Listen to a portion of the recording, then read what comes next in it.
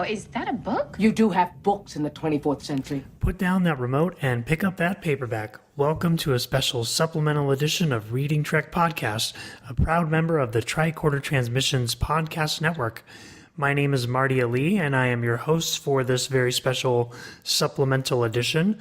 Today, what we have for you are 3 interviews that we took while we were at Star Trek Las Vegas, STLV, last week. So we're just going to go ahead and roll right into these. The first interview is 2 fan fiction authors, Annie and Eric Muirhead. They are also big into Klingons, and they are members of the unofficial Star Trek Las Vegas Facebook group, if you wanted to find them there.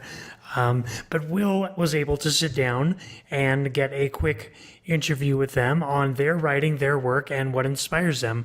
So let's go ahead and jump right into it. Will, take it away.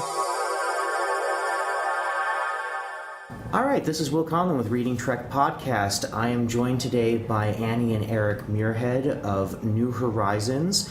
This is something new for Reading Trek that we've really been wanting to get into for a while, because I personally think there is a stigma about fan fiction, and everyone makes their jokes about fan fiction. I think fan fiction is a fantastic opportunity for fans to have a chance to build their own worlds within this universe that we love so much. And, you know, everyone can automatically go towards fan fiction and think, oh, they're doing, like, you know, fantasies and what they want to see happen. But no, it's an opportunity to tell some incredible stories. So we're going to talk about New Horizons. Eric, tell us kind of the broad story about New Horizons. When is it set? Who are some of your characters? And what are some of the themes within it? So first off, thank you for very much for having us on the show. Long-time listener, and really appreciate you having us here to have this discussion. So New Horizons is a Star Trek fan series. It is written, and it is set in the immediate aftermath of the Dominion War. So in Star Trek, we kind of get the end of the Dominion War, we get the season finale of DS9, and then we immediately have to shift back to the Delta Quadrant, because that's where Voyager is happening. So we really don't know what's going on in the aftermath of the Dominion War with Cardassia and the Romulan Empire and the Klingon Empire. And New Horizons actually comes from one line in Deep Space Nine, Inter Arma Einem Salient Legis, where Sloan is telling Bashir what the Alpha Quadrant will be like after the war. And he basically says, I'm paraphrasing the line here, but you know, the Klingon Empire will be in ruins, Cardassia will be occupied, and that leaves 2 powers to compete for dominance of the quadrant. And that is really where New Horizons comes from. It's also set, I had the idea floating around for a very long time, but another thing that's very important to me is veterans issues and what happens with people after war. So the other major thing about New Horizons is it follows a group, it's a new cast, it is a new ship, the USS Pershing. We do get a few cameos from some famous characters in both DS9, TNG, and Voyager, but it follows mostly this new crew and their adventures. And we follow them both in flashbacks and their experiences in the war and what it was like to fight in the Dominion War, but also what it's like to be in Starfleet after that and being posted to an occupied Cardassia, and what it means to, you know, have the mission on the one hand of being explorers, but then also being told you're going to this foreign country that you just destroyed, and how are we going to rebuild it? And in context of the timeline of Star Trek's production, I think that's really relevant, because we didn't get to see the prime Star Trek universe post 9/11 and how, you know, Star Trek relates to our world and our themes. So you're covering a lot of those major issues. And for those of you who don't know, Eric is a veteran himself, so I love that he's brought a lot of this to the front, because I don't think there have been a lot of veterans in the Star Trek writer rooms. Talk a little bit about some of those cameos. I love what you've done with Garak in this universe. Tell us where Garak winds up after Deep Space Nine. So it was kind of a whim, but when I said I wanted to go with this, it just ended up working very well. So Garrick, in our storyline, was essentially the only Cardassian that both the Klingon Empire and the Federation could trust. So he is installed as the interim prime minister of the Cardassian Provisional Government.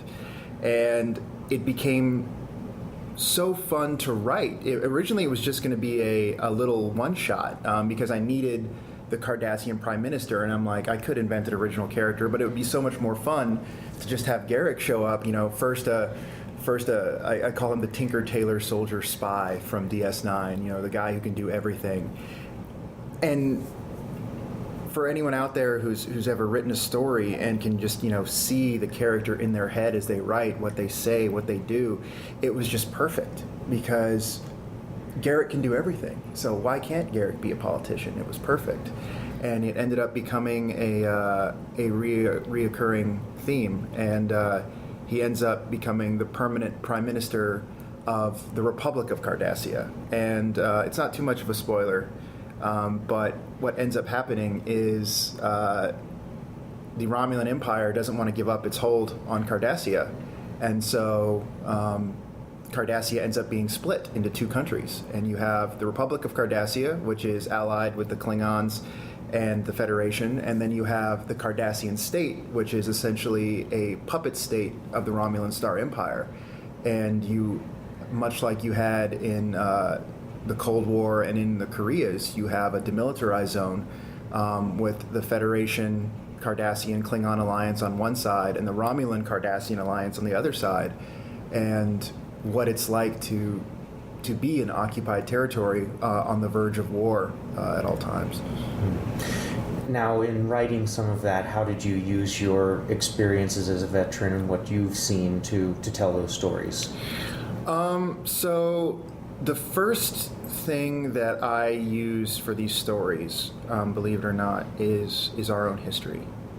So I really believe that Star Trek is most powerful when it's a window onto our own world. I think that's what made the original series so poignant, and you see it in TNG and DS9 and Voyager. It's the future where anything can happen, but it's also a reflection of what's going on at that time. So obviously, the Cold War was a great example in the aftermath of World War II. But as far as my own experiences, what it really helped me write was how these people would be in real life.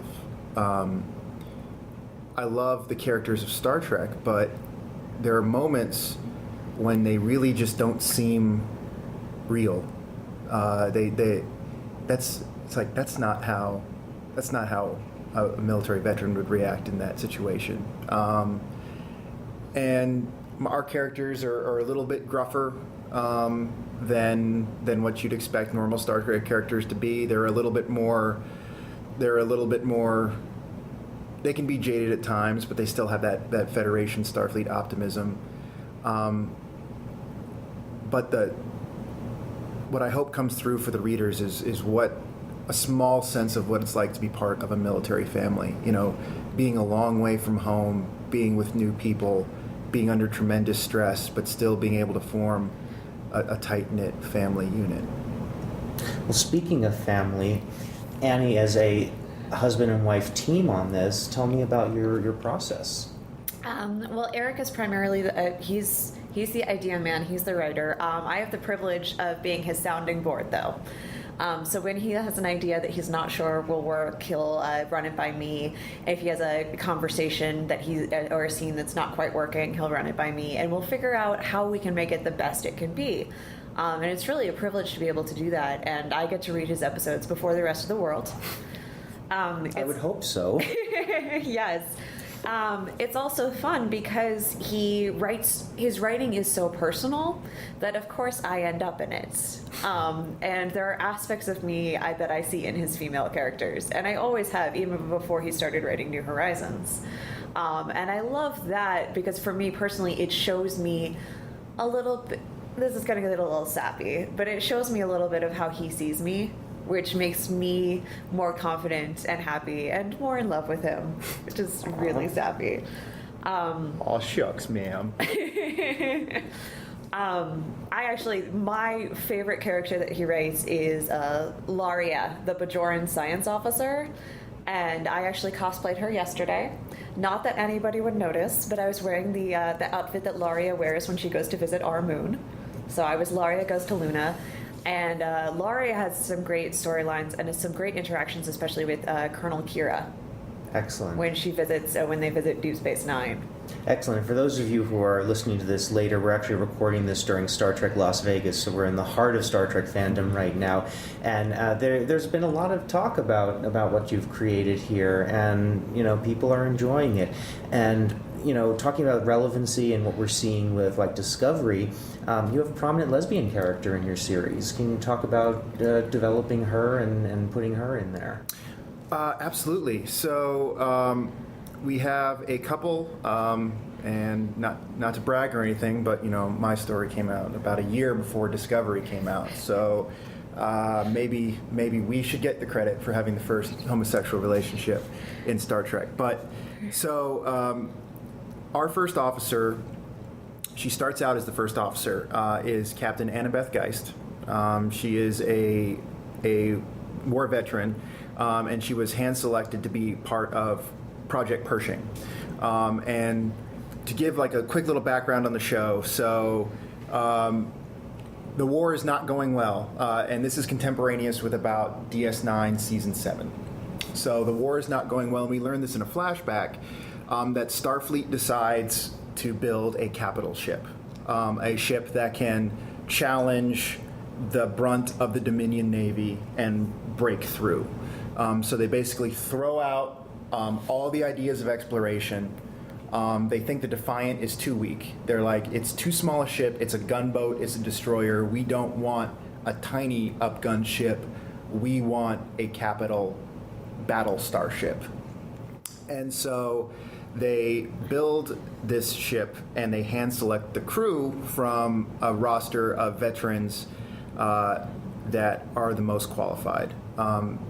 And the first officer is Captain Annabeth Geist, who is a war veteran, and she is also had a previous relationship with our chief medical officer, whose name is Dr. Alexandra Hunter, and we call her Alex. And they had a long-term relationship on a previous vessel, and Annabeth chose a promotion over staying with Alex, and she immediately regrets it.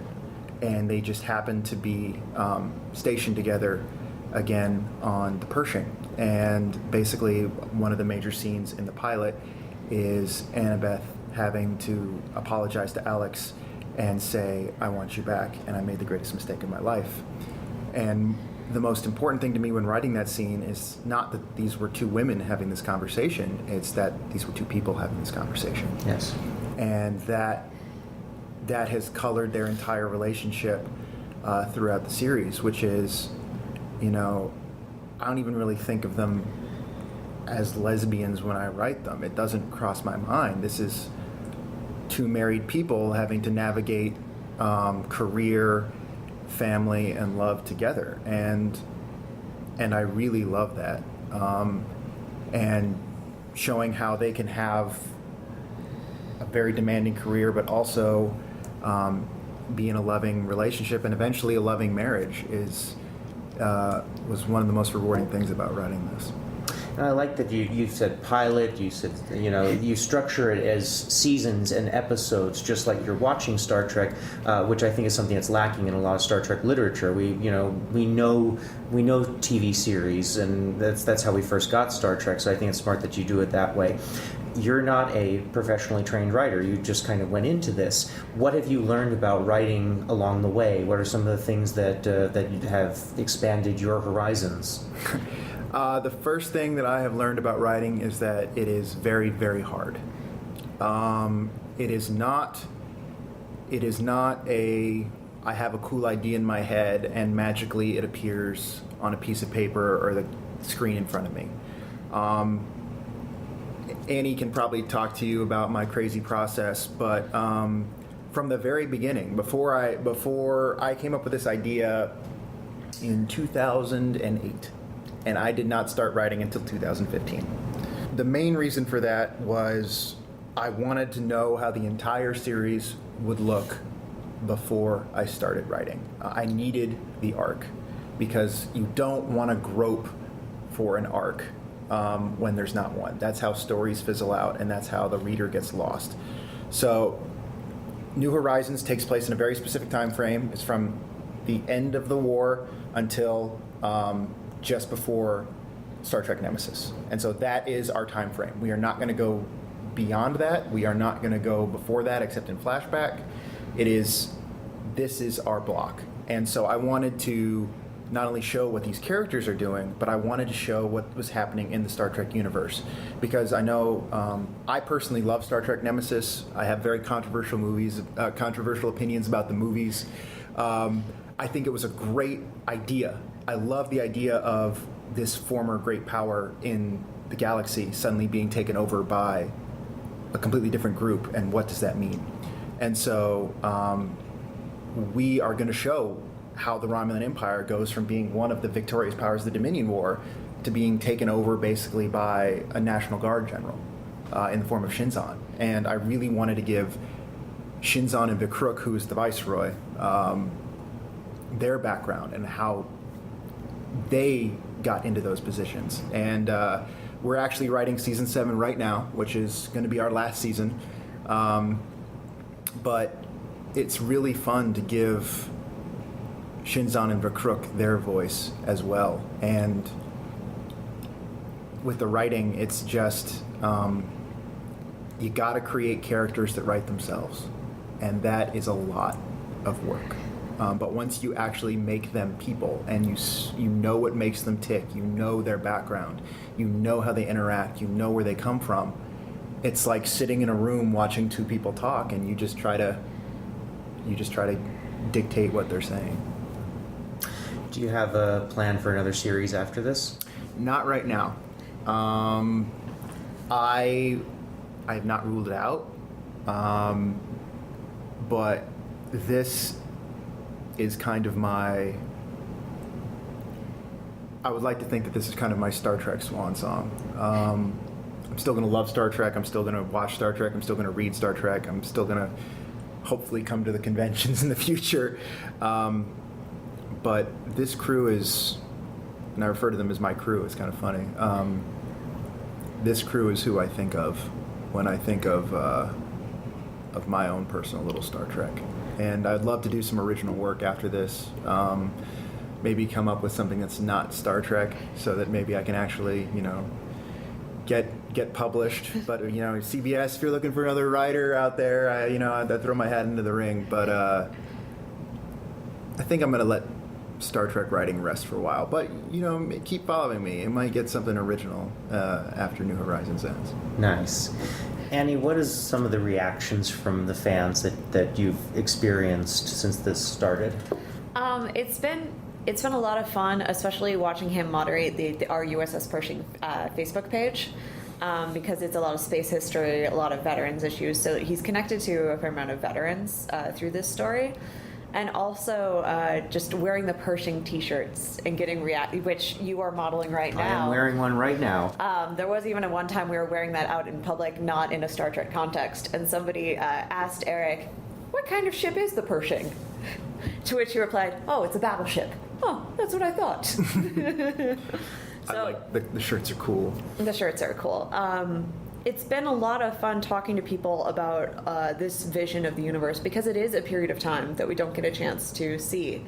And it's really a great time to talk to people about what they think would happen and what we're doing.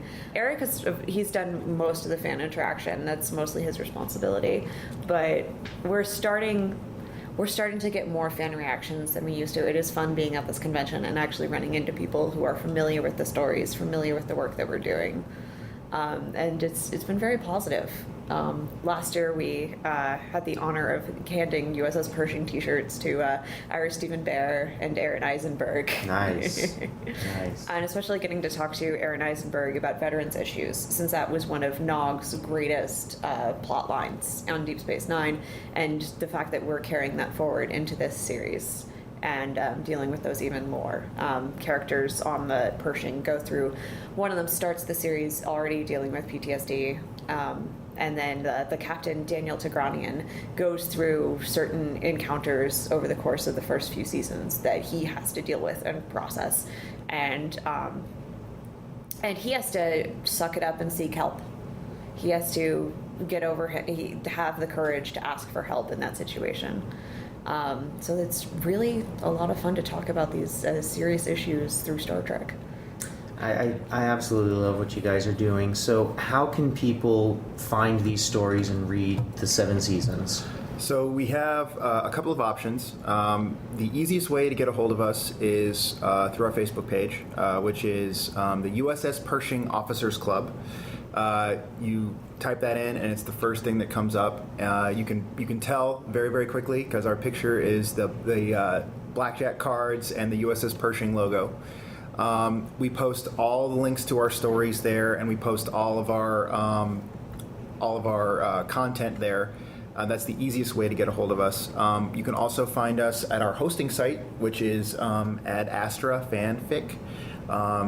That is one of the main Star Trek fan fiction hosting sites. They're an amazing team. They've helped us out a lot with our support issues and making sure that we always have a stable platform. We are their number 2 largest series now, so I was very, very proud of that. You can search Star Trek New Horizons or by author name. Our username is Captain Tigranian, one word, and find us there. Or, thanks to my wonderful agent/tech guru/life partner sitting across the table from me, we now have our own website. So it is usspershing.com. No dashes or hyphens, just usspershing.com. And that is our archive. So if you want to read our... unfortunately, we have to do a certain type of formatting to make Ad Astra systems work. But if you want to read the stories in our original formatting with our original emphasis and page breaks and everything, you can find them on our website. And season 6 just wrapped about 3 weeks ago, and so season 7 will premiere sometime early in the fall. Also forthcoming, I am working on putting together ebook editions of each season, which will be downloadable from usspershing.com once those are done. Excellent. That's what I love because I read a lot of my books on Kindle, so to have that PDF option is fantastic. Well, thank you both so much for joining us and for propelling fan fiction forward, because it really is so much more than what most people assume. It's an incredible opportunity for us fans to advance Star Trek and the Star Trek universe in a positive way and to deal with incredible issues that they just haven't gotten to yet. So thank you both so much, and we're going to post links to everything on the Reading Trek page and on all of our social media. Once again, USS Pershing, New Horizons. Thank you, guys. Thank you so much. Thanks, Will. Thanks, Will, Annie, and Eric. Next up on the interview docket, we have a little chat with Ben Robinson from Eaglemoss. As you know, they are the creators of those teeny tiny starships that we all love so much. But he and I sat down to chat about his new book line that he came up with. So let's hear what he has to say about that. We are here at Star Trek Las Vegas with Ben Robinson from the Eaglemoss Hero Collector, and he is here to talk about Star Trek Shipyards, the encyclopedia of Star Trek ships. Ben, how are you doing today? I'm good, thank you. Big, exciting day, Patrick's news, all of that stuff. It's a good day. Oh man, my heart's still beating from that. That was super exciting to hear. So why don't you tell us all about what you do at Eaglemoss? Okay, well, I look after all of our genre products, of which Star Trek is a big part. I mean, we also do Doctor Who, Marvel, DC, James Bond, Back to the Future, Walking Dead, Game of Thrones, Alien, and probably some other things I've forgotten about. So I basically run kind of an imprint, which is called Hero Collector, which covers all that kind of stuff. And the reason we're talking is one of our new things is that we have started a book publishing company because we have thousands and thousands of pages of content, and we thought it was time to try and get out there in book form. That's awesome. Why don't you tell us all about the Star Trek shipyards encyclopedias? Well, the idea is that I love the Star Trek encyclopedia, but I always thought that ships deserve their own encyclopedia because there are so many. There's a brilliant website, Ex Astra Scientia, but it's very much a kind of a list. It's not like an easy thing to navigate unless you know what you're doing. And there's a very famous series of books called Jane's Fighting Ships, which is about real ships. And it seemed to me that doing the equivalent for Star Trek was a really good idea. So it's not one book, it's not one massive encyclopedia that's so big you couldn't get it in your home. It's a series of volumes that we're just about to start with. So all of the Starfleet ships will be covered off in 2 volumes. So the first volume deals with everything up to Kirk's death on the Enterprise B, and then the second volume deals with everything after that. That sounds really awesome. The shipyards books are something that I'm really excited about as a lover of ships. I subscribe to both the miniature ships and the Discovery ships. So this is a product that I am extremely interested in. Well, thank you. I mean, so for people who've been buying our ship collections, this is basically the core of this is the articles that have been in the magazine. Mm-hmm. So the profiles of the ships. Obviously, we have done pretty much every Starfleet ship ever. So in those books, most of that stuff will have been in the magazine. I've noticed that a lot of the newer ones, you're getting a little bit creative with those. Well, no, not too creative, but what we have got, for example, is this will be the first time anyone's seen all of the plan views of the ships from Discovery. So they're all here in the book long before we've made models of them. And there are, it's nice to see all of the stuff we've done recreating the ships from Wolf 359. They're really satisfying books, actually, and we got a few extra bits and pieces in there. There are size charts, something that people always complain about with our model ships. Yeah. I think they make really nice, really satisfying books. Oh yeah, this is beautiful. Flipping through it. Yeah, I mean the amount, and also the CG stuff in here, the amount of visuals in here is extraordinary. Yeah, that's incredible. We're flipping through it right now, and I can tell you that everything is the highest quality. And a lot of these Discovery ships, most people haven't got a good look at them on screen because they just fly by us. Yeah, they do, or get destroyed. Yes. So yeah, we have the VFX models from the show, and that's what we use to make our models of them, but we also use them to make pretty pictures and to provide what information there is. And it's also interesting seeing them in their right place in the timeline. So the books are chronological as much as they can be. Okay. So there are some ships when you look at them and you go, well, that must have been made before that, but there are others you just don't know. Right. So do you then take your best guess when those ships come up? Yeah, around? It's a big guess. So, I mean, for example, we go to the Daedalus class, and then the next thing that we know would have been in service is the Shenzhou. But then you don't know whether the other ships, from the dialogue in the show that the Shenzhou is an old ship. Yeah. We know that the Discovery is a brand new ship. But what we don't know is, say, with the Kerala or the Engel class or those kind of ships, whether they are they kind of Shenzhou era? Are they Discovery era? Yeah. Should the Enterprise be before Discovery? So we put them in broad groupings rather than in a literal kind of like this was out in 2233 and this was out in 2236. So you do what you can with those kind of situations, which is great. What you can. But it's still awesome to see these all laid out in one kind of timeline. Yeah, what's great is you go through the Discovery ships and you can see, things that the art department always talk about and that people always complain. But when you actually see them in this sequence, you see how logical it is, and you turn from the last Discovery ship in the book, and then the next spread is the Reliant. Reliant. And it's seamless. It kind of looks like it belongs. Yeah, these are beautiful. Oh, look at that. We got a shot of the Enterprise in space dock, it looked like. Oh, no, that's we got that with the freighter. So there's the in this case it's the Antares. That's the one that Charlie X is on, but it's also there's the Woden and the whatever. But yeah, so when you see the ships like that, it gives you a very different perspective on it, and you see how things belong together. Yeah, and then each kind of section of the book you have looks like with little details about the engineering and how the ship fits together and all that stuff. Everything we know is in here, so we don't like to speculate or make anything out that wasn't seen on screen. So when we know something is a fact, then it goes in here.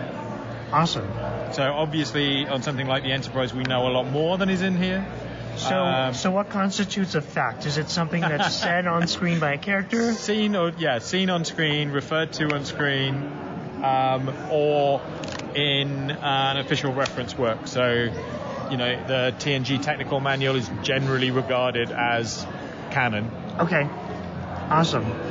Wonderful. These are beautiful books. I highly recommend picking them up. Where can people find these books if they're interested? They can buy them from us, but they're available for pre-order on Amazon. They'll be in Barnes & Noble. They'll be in every kind of regular bookstore. Wonderful. And while we're speaking of books, does Eaglemoss still do the comic book? We do. We're working our way through. I think we have another 40 or 50 volumes of Star Trek comics at least to go. Wow, so much material. Yeah, there is a lot of material. We're doing our best to get through as much of it as possible. Awesome. Anything else you'd like to say about? Well, the other thing on the books is that the Shipyards books, which are something I think should have been out there for ages, but hasn't been available. So I'm kind of feel very grateful to make it. But we also still do the designing books as well. Yes, those are beautiful. I've seen those. And I'm a particular kind of junkie for concept art and putting things together and seeing what could have been as opposed to what was. And then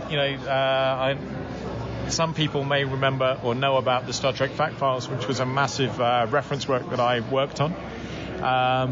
And there's 9,000 pages of content there that we are now looking at putting out in book form, starting with what we're calling the Illustrated Handbook for the Enterprise D, which will be like a kind of full color with lots of room illustrations, lots of technical illustrations, kind of basic version of the TNG technical manual, sort of updated, made more thorough, and written in a slightly less techie language than the TNG technical manual was. Yeah, I think we were very aware that we wanted it to be something that a casual reader could deal with rather than someone who was deeply into the tech. That sounds amazing. I can't wait for that one to come out. So the Star Trek Designing Starships, The Enterprises and Beyond, is the book about the designs of all the ships. Do you have a favorite ship? I have a favorite ship. Well, the original series ship, the Matt Jeffries design for the Enterprise is still it's the foundation of everything. One of the things I think is amazing is when you see all those ships together and you realize they're all variations on a theme. And to have come up with a theme that could be reinvented and embellished in so many ways is a real achievement. I think it's deceptively simple, but it's actually a very hard thing to do. Oh yeah, I believe that. So let me flip through this real quick. So yeah, these books are very loosely themed. So the first book, it contains the 7 Enterprises, and then it has a variety of things in it, from Borg ships to... Oh, look at this. Yeah, so what you're looking at now is rejected concept art for the Borg vessels from First Contact. It's pretty impressive. Yeah, there's some crazy stuff that Ricardo Delgado considered. There's a lot of Johnny stuff in here. There's some Kit Bash models. There's the Akira, which of course is everybody's favorite. Well, not everybody's favorite, but a lot of people's favorite. There are some nice stories, like the Reliant was originally going to be the other way up, but Harper Bennett signed the drawings upside down, and they didn't know whether he meant it or not. There are rejected ships that were going to be made, or, well, not rejected, but ships that were never came to be, from TV series or movies in the 1970s. For me, there's just a wealth of stuff that could have been, but wasn't. Yeah, I'm looking through the book now. We've got rejected concepts for the Enterprise, which I'm looking at. I've seen that at your booth, actually. Yeah, they're ring ships. So some of particularly Matt Jeffries' original designs for the Enterprise, got repurposed. So there's one known as the ring ship, which you can see on a display in Star Trek The Motion Picture. They walk past a bit of artwork showing it, and we're supposed to have been an Enterprise in the past. We actually made that as a model, but the story of how it came to be is in this book. The Daedalus class, which there was a model of in Sisko's office in every episode of Deep Space Nine, or pretty much every episode, is another Matt Jeffries concept for the original Enterprise that got rejected, where he wanted to have a sphere instead of a saucer as the habitat module. I'm trying to think what else there is. As I said, there's like Ken Adam, Ralph McQuarrie drawings for the Planet of the Titans Enterprise, which had a massive influence on the design of Discovery. There's a ton of stuff. I didn't even begin to count how many pieces of art there are in these books. These books are really rich with art. As I'm flipping through them, there are things that I have never seen before. So I'm sure that everybody out there can find something new to appreciate and learn about, which is the great thing about these collections. Is there's probably hundreds of things we don't know about all these ships. Yeah, for sure. And the other thing that I pride myself on is, I love art of books, but I think all too often they don't really explain what you're looking at. Right. So there's a big, there's a narrative in all of these. There's something that explains what you're looking at and how it changed and why it changed. Yeah, these are absolutely incredible books. So that is Star Trek Shipyards and Star Trek Designing Starships, the Enterprises and Beyond. Both of these books are available on Amazon or on Barnes & Noble. They're in good booksellers everywhere. Wonderful. Awesome. Well, thank you so much for joining us today, Ben. Any final thoughts on anything here in front of us? Just to say that it's a pleasure. For me, it's a pleasure. And that you hear... I talk to the writers or the designers a lot of the time, and what they say is that you have to do it because you love it. And these books in particular are books that I wanted, and it's I hope that other people do too. But it's a real pleasure to actually put them together and to see it collected this way, and it just it's a satisfying thing.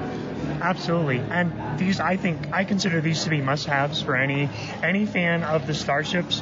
So if you have an Eaglemoss collection in your house, you definitely do need these books for your coffee table.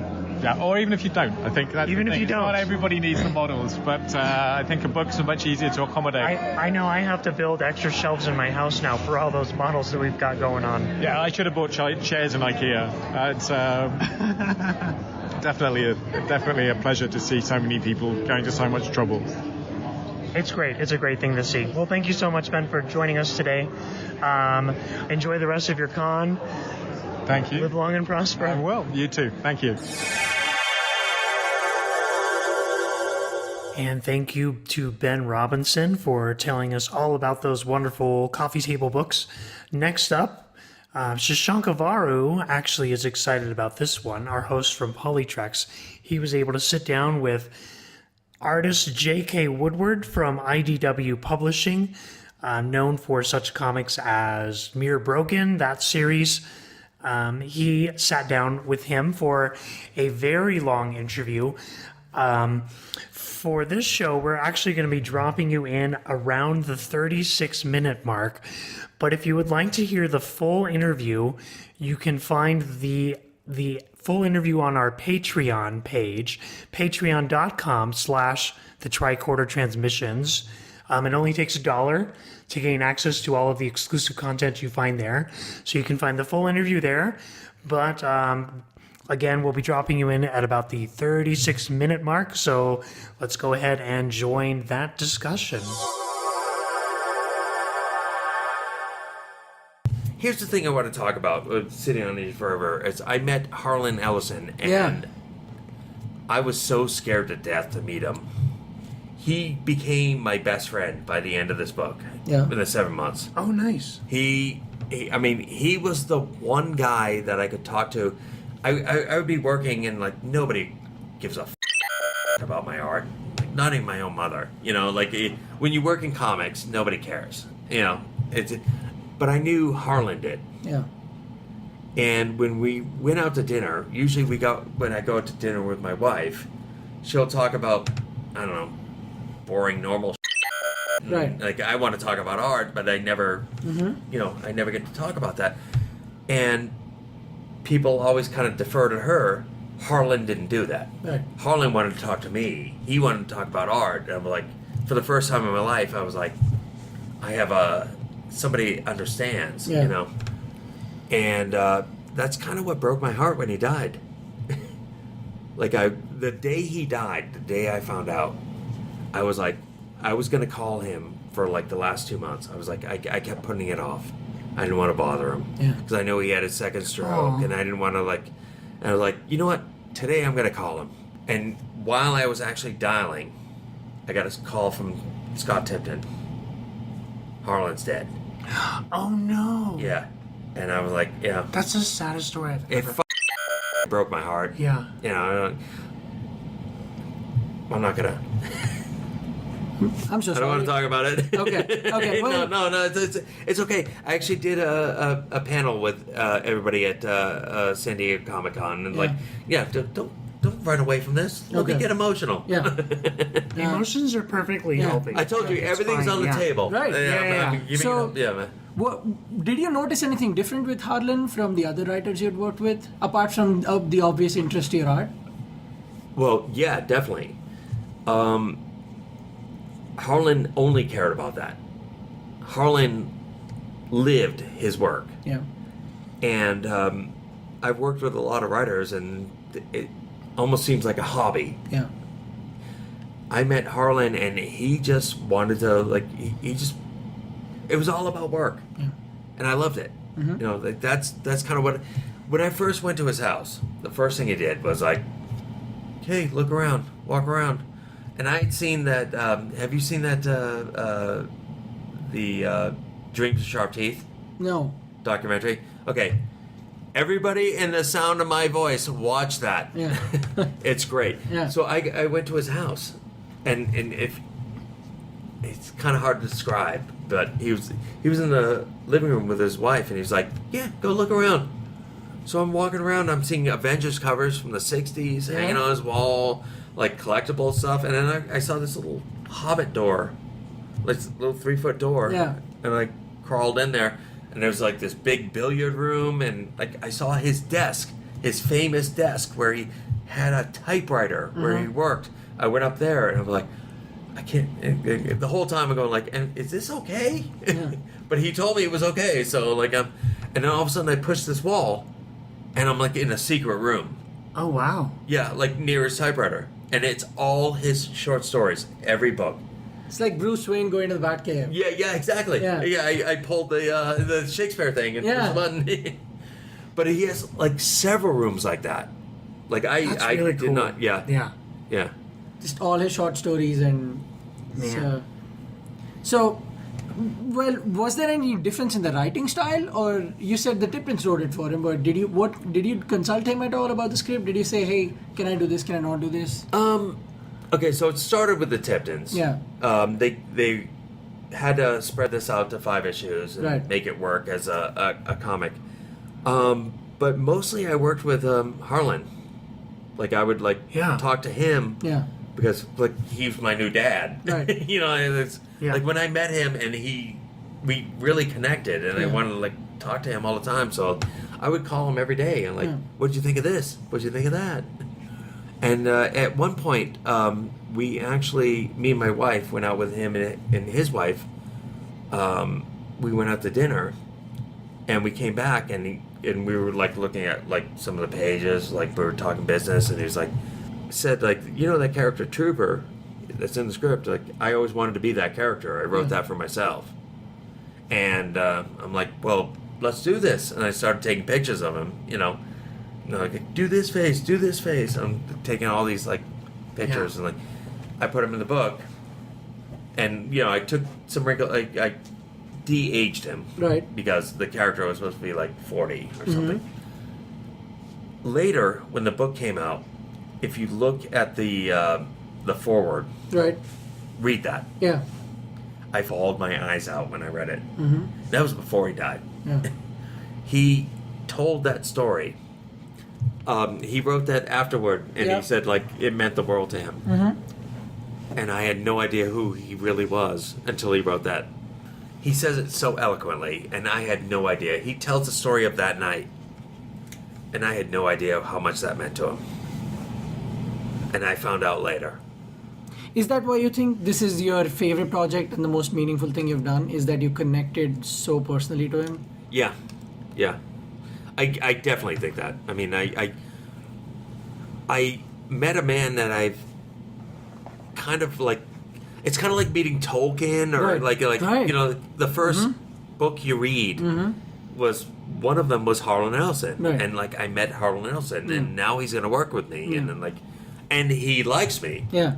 My friends don't even like me, so it was like kind of a great experience, kind of meeting somebody that great that actually You actually met your hero. Yeah. And it turned out to be a good experience. And he validated me. Yeah. He said, "You're okay, James." And then kind of what I feel like the last 30 years, that's what I was waiting for. I was waiting for that kind of, all right, somebody greater than me saying, you're good, So and he did that. Is he giving you notes when you're doing your art? Like, is he saying, "Hey, this is not good," or is he like, "Just keep"? No, going? I would just send it to him. Yeah. And the same notes always came back. Awesome, loved it. Well, he wouldn't say awesome. Yeah. He hates that word. Yeah. Beautiful. But Incredible. He often used the term "over the moon." Yeah. Because this was 50 years he was waiting for this. Yeah. This was stuck in his craw for 50 years, and he was waiting for this. I mean, it's a beautiful book, and we'll get more in detail to it when we cover it. Yeah, on when a we future actually episode. review it, Yeah. which we definitely will, and we'll have you. I mean, everybody should go download/buy this on Amazon or at your local comic It's out shop. there, Yeah. Yeah. It's a so you do. I'll see if I can. We can definitely talk more if you want to. Sure. I'm hoping we can maybe move on a little bit to what you did after City on the Edge of Forever. But what was the impact like? What was the initial impact because I know Trek fans have been waiting for like a real good quality work of City on the Edge. I of wasn't sure how this was going to be received. Right. Because it was Harlan was in war with Yeah. Gene Roddenberry, and Gene Roddenberry died, and it's like I'm not sure how like people were going to respond to this, but I feel like Harlan and Gene made peace before he died, and even if they didn't, here's what could have happened either Right. way. So let's just enjoy what like could have happened, And when I was working on it, I was trying to make it look like it was a TV show. Yeah. Of course, in the first issue, I did like a couple of helicopter shots and stuff like that. Wouldn't happen, but I tried to make it look like here's what could have happened, Harlan. Here's your show. Here's what you always wanted. Yeah, but I was worried actually about that because it was Harlan and Gene were at war, and like there are some people, Trek fans, that don't like Harlan Ellison, Right. which I don't understand. Like you can be mad at him for Trek, but how do you not love his work? Yeah. He's a great writer, but I was really worried about where that was going to go, and to the point where when we first started working on the book, Harlan came to Star Trek Las Vegas in 2014. And I stayed home. I stayed home working on the pages because I was like, I was scared. Which I understand. I was both scared of Harlan and the fans. Yeah. Like, I had no idea. Because there is also the possibility that if this doesn't go well, you have hurt your hero. Yeah. Even though you didn't mean to. You had the best of intentions. So you did City on the Edge of Forever. It comes out, it does well. Yeah. How did Harlan feel about it? How did he feel about Well, the reason I love City on Edge Forever is because me and Harlan became friends. Right. Over that. Right. We worked together on that. Mm-hmm. We would contact each other all the time, right. and he loved it. Right. So it was actually a really positive experience, and then the thing I was most scared of was actually the most positive experience that ever happened in my career. Right. I was kind of afraid to go into it because when I was working on Star Trek Doctor Who, they would keep shortening the deadlines and everything, and I'm like, I'm not gonna do this book. Yeah. I'm not gonna this up. Do not rush this. This has got to be. It's Harlan. Yeah. It's got to be the best thing ever. And to his credit, Chris was like, whatever time you need. Yeah. And so issue 1 came out while I was working on issue 3. Yeah. So I had the time I needed, and that's why I think the best art I ever did was in that book. Yeah. Also, if you get the hardcover, look at the end. I put so much Harlan Easter eggs in there. Yeah. There was a page. Harlan had a book called Jesus. Let's see if I can find it. Shattered Wine. Mm-hmm. I put 3 different references in this one place, and I realized this whole story took place in Prohibition. Yeah. So I had to put chains on the doors. Right. But it was all the reference was. I'm pretty sure it was here. Okay, from what I can remember, it said there was a sign that said, "We serve shattered wine." Yeah. No, something wine on Shatterday. Okay. Shatterday was one of his titles, and it basically. Whatever it was, it had 3 different Harlan Ellison references there. Not just Harlan Ellison Easter eggs, but also a lot of Star Trek Easter eggs. Yeah, I see it. Yeah, that's one reason why they should, you even say Ellison Easter egg and then Boy and His Dog. This was my first Harlan Ellison story, but I didn't read it. I saw it at a drive-in in '76. Yep. And that's incredible that your writer went from not even really the direct writer, the indirect writer, whose story this turned into becomes your best friend. Yeah. And so now you've a really high up, because I think this is one of the best Star Trek comics ever made. And I agree. And I think it's some of the best art I ever did. Oh yeah. Especially that there is I want people to go and buy it, but the way you draw Kirk and Spock and the way they interact is just it's heartbreaking at some point. But so you do this, then what happens after City on the Edge of Forever comes out, it does well, you're in touch with Harlan, you guys are hanging out. Mm-hmm. We were friends for a long time, and we actually used to go out to dinner all the time. And what it was his wife and my wife would talk, and then me and Harlan could talk. And every once in a while, Harlan would say something, and his wife would look over, and we're like, okay, we calm down. We have to calm down. But she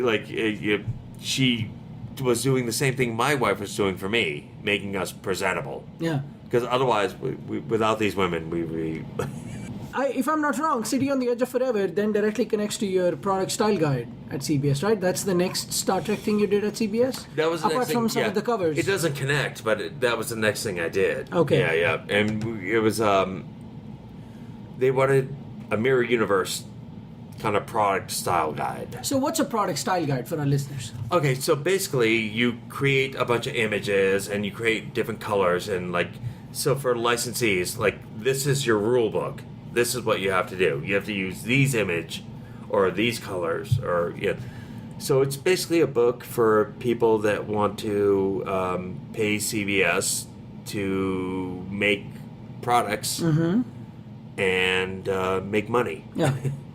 And what happened with the Mirror Universe is there was no TNG. Right. I mean, there were books, but that never counts. Right.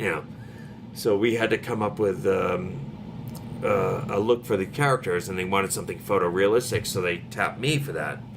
And I came up with, I created all these characters and painted them as photorealistic as I could. And like I'm now seeing them on coffee mugs. Right. Now seeing them on. I have them. I own them. That's my coffee mug. Thank you for my mirror data. You're welcome. But the thing is, like, while I was like doing all this work, like, I can't shut off my brain. Right. So while I'm creating this mirror data, this mirror Riker, I'm like coming up with backstory. Like the reason Riker has a scar, the reason this, and I was like, going, this would be a really good comic. Yeah. So I brought it to Tim-Tits, and we ended up doing Mirror Broken. Okay. Well, So it actually came from CBS. It's like kind of backwards. Yeah. I want to actually get into what your version was of Mirror Broken, but before we do that, just because I'm a nerd, I'd like to know, where did the Borg arm for Data come from? Like, where was the idea? The idea of the Borg arm? Yeah, like... Okay. Well, I figured in the Mirror Universe, the Borg would be no problem. Right. Yeah, because every time they had a chance to destroy the Borg, they were like, didn't do it because of moral reasons. Yeah. Like Iborg, Hugh. So I figured, like, in the Mirror Universe, the Borg would come along and be like, let's kill him. Yeah. And they would have done it. Right. And then Data would have, like saw technology that would make him a better weapon. Because in the Terran Empire, you have to be a good weapon. Right.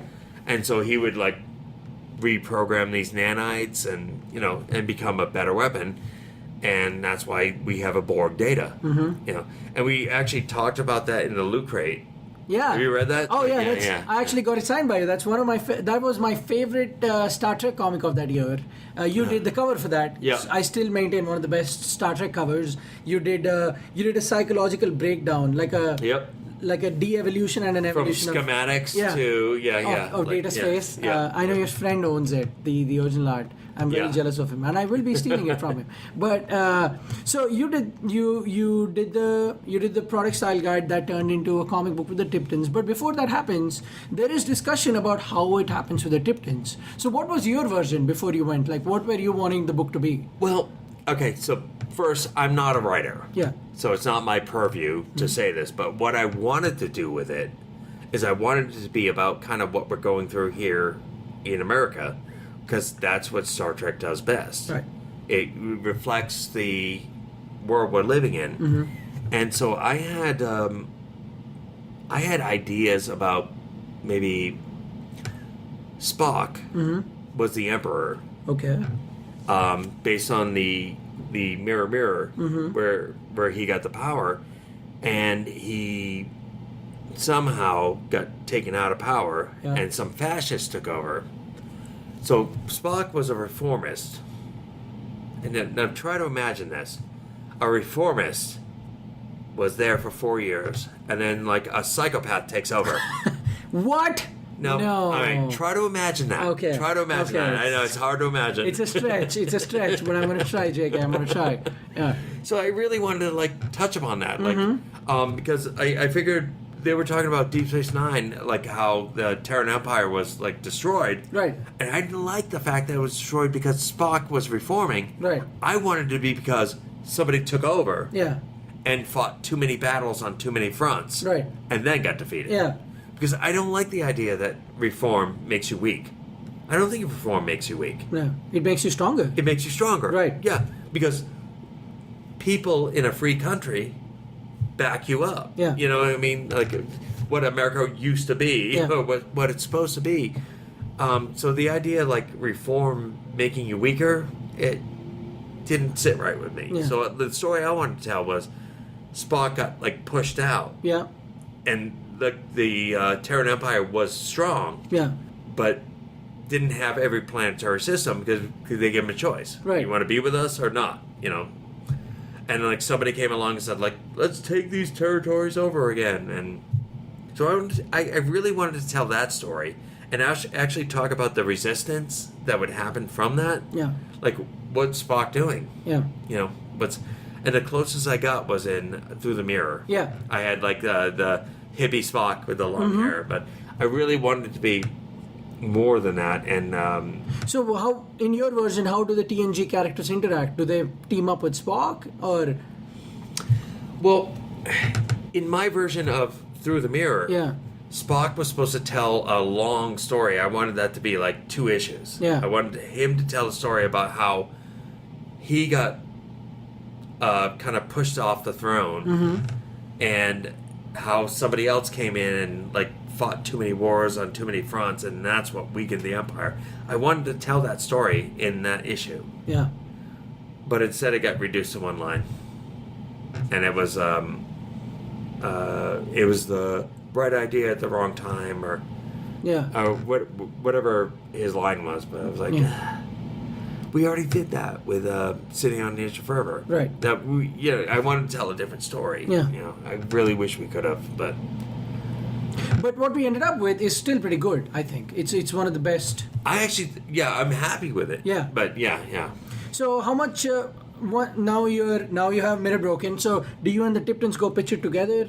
You have your outline ready, and you go, hey, this is what it's going to be. Yeah. It's going to be a 5-issue thing, and we're going to turn this into Mirror Broken. So when you pitch Mirror Broken, is that when you're also pitching through the Mirror, the sequel to Mirror Broken, or you're just no? That actually happened later. Okay. Yeah. And Mirror Broken was I brought that there and pitched that, and like we worked on it together. Through the Mirror was a separate story I wasn't really involved in. Okay. I was only involved in the 4-page. The 4-page story. Right. Yeah. So I was involved in where that was going, and I actually co-plotted that. I think they ever gave me credit for that too. Okay. I was like co-creator on that. Great. So tell us a little bit about your process, and do you think your process has changed from when you did TNG/Doctor Who to when you came to Mirror Broken? Because I can look at the art from both of those, and I can tell your art was great. It got a lot greater.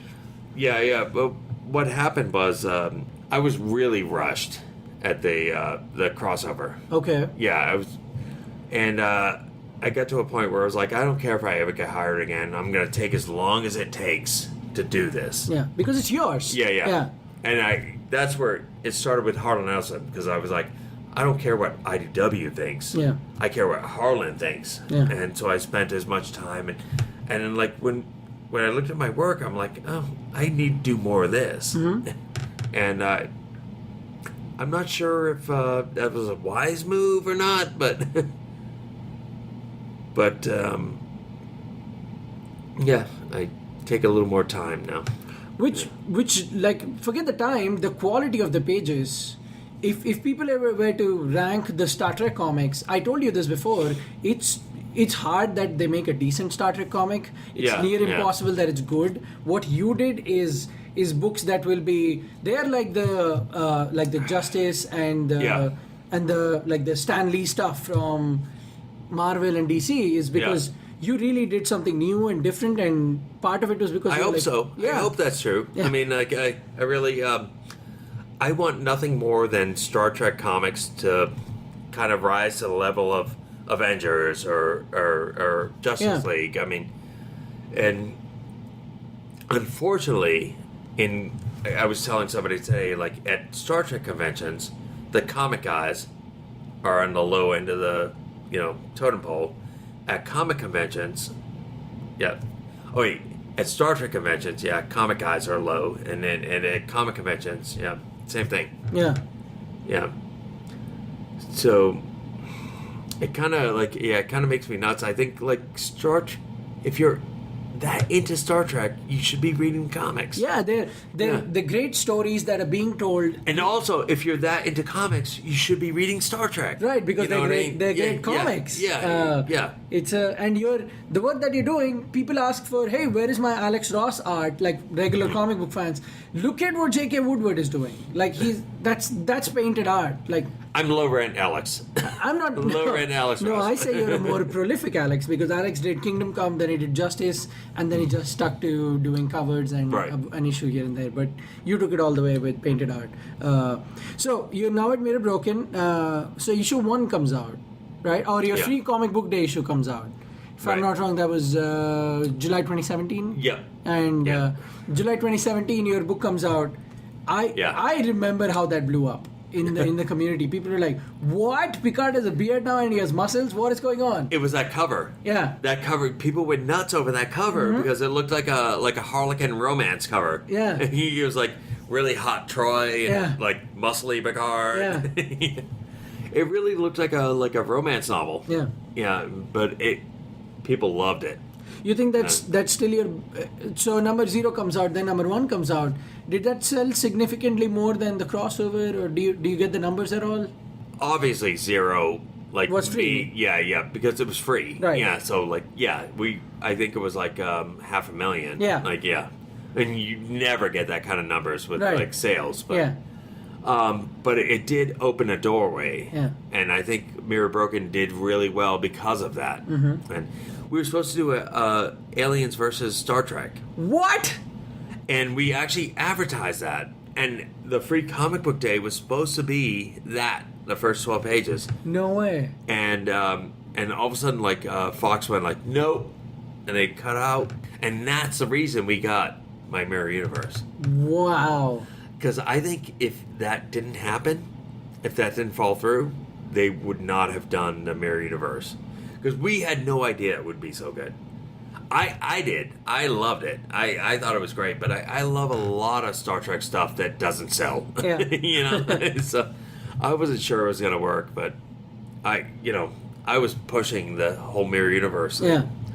And I think the only reason it went through was because Fox dropped out of that crossover we were going to do. So when you're doing Mirror Broken, you're waiting on like your number 1 that just came out. Yeah. And people are enjoying that. What are you at? Number 3, number 4? Do you remember? Did you finish everything before they started coming out? I think actually I did the free comic book day 6 months before I started number 1. Yeah. Yeah. So I think at the time I was working on issue 2 that came out. Mm-hmm. I got the reviews. Yeah. And the reviews blew up, right? They were great. Much happier than I thought it was going to be because I was really scared. Yeah. So you do number 1, then you do number 2, and it's clear it's a hit. Yeah. Right? So but the book really also found a new life when the trade came out, right? Yeah. In fact, I'm finding that out now. Actually, Mirror Broken is more popular now than it was last year when it came out. Yeah. But that happens. I think also because we have the Through the Mirror and we have all those other books that are coming out. Yeah. So now that you've done Mirror Broken, what's the next? I just want to understand. You listen to the way we connected is you listen to our podcast. Yeah, right. And on it, you made a comment about how you don't think people talk about the art. They don't.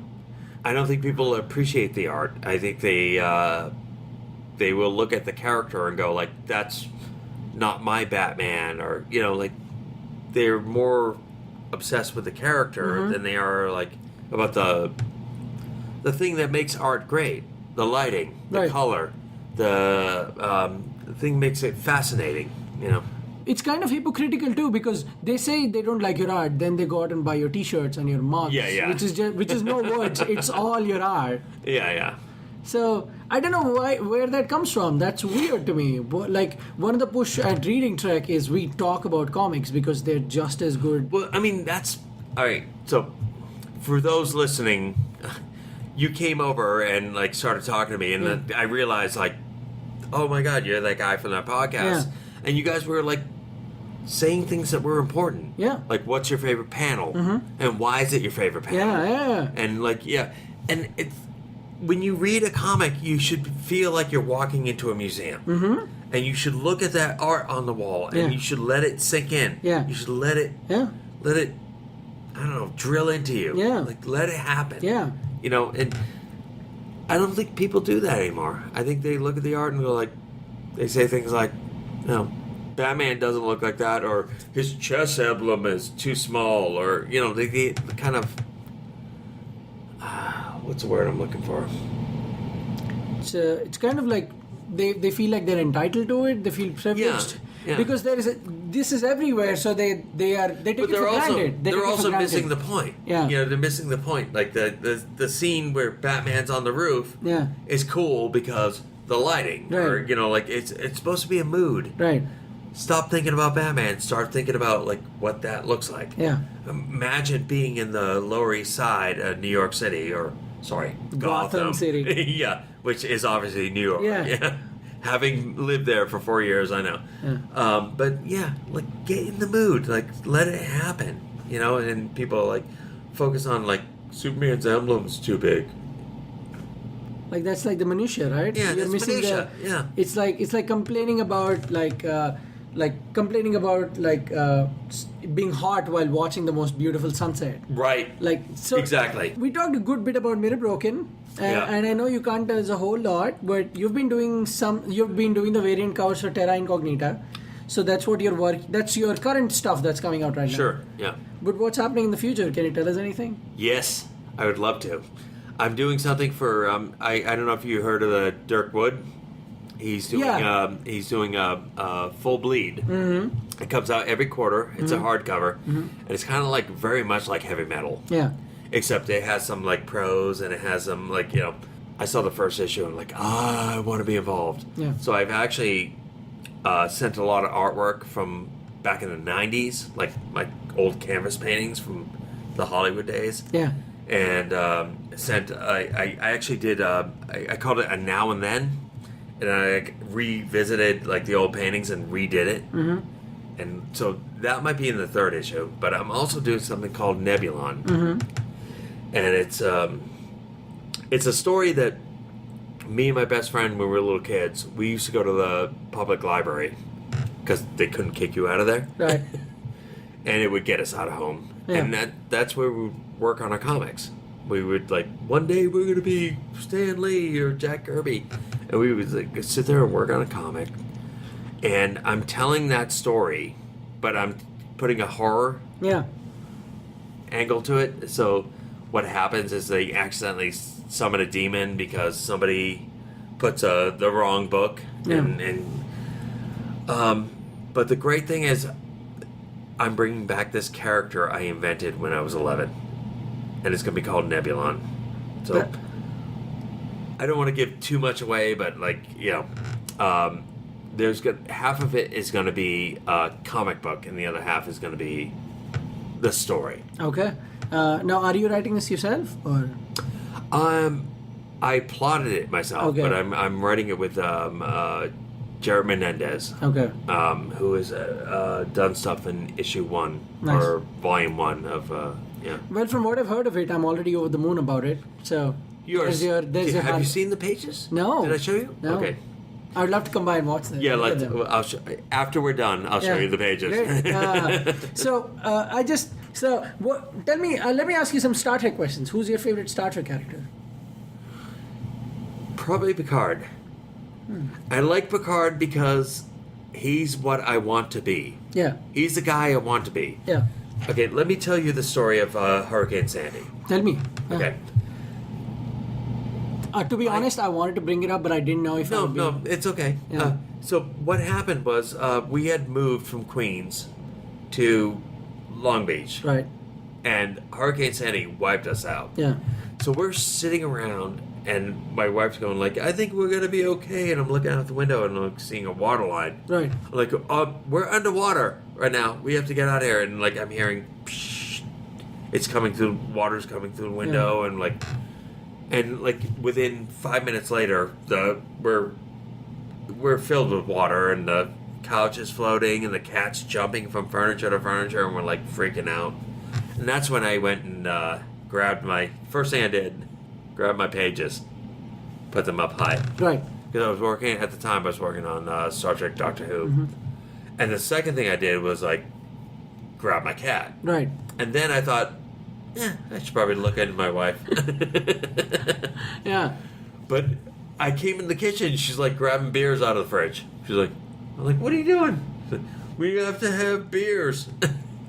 So we ran out of we opened the door to run up to our neighbor's house upstairs. And the minute we opened the door, it's like the water like flushed in, and we're like, oh, we have a cat in a suitcase, a case of beer, and my wife, and we ran up there. Oh, it was horrible. And then the winds are going like about 100 miles an hour. Right. And then while we're up there, we were up there for about an hour, and then like all of a sudden, like the porch next to us came off. Wow. and landed in the tree above us. Okay. And it was about to fall. And the first thing I did was like jumped on my wife and my cat. Yeah. Like I'll take the hit. Yeah. Nothing happened, so it was good. And my wife was like, "We should break this window and break into this house." I'm like, and here's the point of the story. I'm not going to do that because Captain Picard wouldn't do that. Is that what you said to your wife at the moment? But Yeah, I did. I said, like, right is right and wrong is wrong, and I'm not going to be wrong. It's not okay to be wrong just because you're scared. Yeah. Everybody has their morals until they're tested, and then everybody fails. Picard never did. Right. He never did. So I'm going to be Picard right now. Well, I did do research on this, and I just didn't want to bring it up, but I remember to get back on your feet, you sold your Star Trek Doctor Who heart, right? Yep. Sold it all. Yeah. And that was what gave us the money to go across country. Yeah. Yeah. We made like about $20,000, and that was enough to buy a new car, Right. which is the first thing we had to do, and Right. then fill it up with what we had left, which wasn't much, Right. and go to Long Beach, and pay our first and last. Yeah. But it worked out great. Yeah. You're here, and we have you. I'm still alive. Yeah. So you told us Picard is your favorite Star Trek character. Yeah, Picard was the only one that had morals. Kirk had morals until it was like inconvenient. Right. Yeah. Picard always stood by. There are 4 lights. There are 4 lights. There are 4 absolutely. lights. Yeah. What's your favorite Star Trek episode? That's hard. Yeah. I want to say probably City on the Edge of Forever will always be my favorite. Yeah. But What about Next Gen? Chain of Command Part 2. There are 4 lights. Did you see him on stage today, by the way? Did you get a chance to do that? What? Oh yeah, I was there. Okay, yeah. But speaking on stage, back in the 90s, it was a Christmas tradition between me and my girlfriend back in the 90s. We would go to see him at the Whale Turn in Hollywood. Yeah. And every year he did, was it Dickens? Oliver Twist? Oh, Christmas Carol. Christmas Carol. Yeah. Yeah. And he would like read it. So it became a tradition. And we're Yeah. like, by that I mean we saw him 2 years in a row. Yeah. And like in the third year we're like, oh, he's not doing it this year. And apparently he did like a TNT movie or something. And like, we were so pissed off. I hear you. Just as we wind up, I just want to know what do you want people to, from this interview, what do you want people to rethink about comic books? Like, what do you want us to, as someone who works in the back end and worked so hard to bring us these pages, what do you think what can we do differently to tell you that we're reading? Because I am reading, I know people are reading. Right. What can we do? Do we reach out to you and tell you we're reading, or how can we keep that love going? Well, you can always reach out. Like I think comic people are like available on like social media. You can always reach out, but also Follow JK Woodward on JK_Woodward at Twitter. No, please. Like, I like to talk to people. Yeah. Like, I mean, you were so surprised. I was like, I want to talk to you. Yeah. It was a little bit like talking to Harlan Ellison for me. I was like, this guy who drew Mirror Broken and City on the Edge of Forever will have no time for But I me. mean, we work really hard, and like nobody wants to talk about it. Like, you know what I talk about when I go out to dinner with my wife? Not comics, not my work. So yeah, seriously, like, talk to us if you like it. I'm on Twitter at JK_Woodward, and if you like the comics, pay attention to the art. Pay attention to the stories. There are human beings writing these stories. I know you like Spock. I know you like Kirk. I know you like all these characters, but there are people bringing these people to life. Right. And let them know you care. Yeah. And just on a side note, jkwoodwardart.blogspot.com. I don't say that just because you're here. It's one of my favorite places to go to because you break down process. You go from when you put pencil on paper to the finished art, and you tell us exactly how you do it. Yep. I invite everybody into my studio. Yeah, it's pretty crazy. So do you want us to tell them how else they can reach you apart from Twitter? Is there another way, or the blog? Yeah. James Kenneth Woodward on Facebook or JK Woodward 1205 at gmail.com. There you go. Email me. Yeah. if you want to talk to me. Don't send hate emails. Don't do that. Yeah. Just refrain. But Seriously, if you send hate emails, I will fly out and find you. what comic books are you reading right now? Are you Mostly following sci-fi, like stuff that isn't Marvel and DC. So Okay. like I don't think anybody would know. But I'm reading mostly like. I hear you. Well, JK, thank you so much for joining us today. This was a privilege. I'm sorry. I really hope I didn't creep you out with my research. But this was like 12 hours. I love that you did that. Yeah. Like, I'm not creeped out about that. This was like 12 hours of me just diving deep in, because I started with this last night, and I said, I'll see where this takes me. I was actually impressed that you knew about Flesh Angels. Yeah. Like, I'm really happy about Flesh that. Angels, these things happen. Yeah. Yep. You're great. I'm so glad we got to have you on the podcast. And when we do City on the Edge of Forever, I hope you'll come back and talk to us again. I will. And we need to talk about Afterward. We absolutely did. Yeah. We'll spend like 20 I minutes. started talking about it, but I broke up. Yeah, So. we'll definitely talk about it next time. Well, thank you for joining us. I'm Shashank Avvaru for Reading Trek. And those are all the interviews we have for you today. I want to thank you very much for listening to this Reading Trek Supplemental STLV episode. Once again, big thank you to Annie and Eric Muirhead, Ben Robinson, and J.K. Woodward. And of course, big thank you to my co-host William Conlin and Reading Trek sometimes co-host Shashank Avvaru from Polytrex. You can find Reading Trek online at Reading Trek on Twitter and on Facebook as well. You can find me at Time Travel Marty on Twitter. My co-host William can be found at William G. Conlin on Twitter. Shashank Avvaru can be found on Twitter at Gutter_Hero, and his show Polytrex is at Polytrex. If you've enjoyed this show or any of the shows on the Tricorder Transmissions Network, please consider becoming a patron of the network. Visit patreon.com/the Tricorder Transmissions. And remember, for as little as $1 a month, you can gain access to exclusive content like the full interview with J.K. Woodward, and various other things as well, including patron chats, which we should have another one coming up soon. Next time on Reading Trek, we'll be talking about Red Shirts. Finally, we'll be getting to that. Red Shirts by John Scalzi. And thank you for listening. And now it is time once again to let Picard read in peace. I will leave you now to your book. That is all I ask.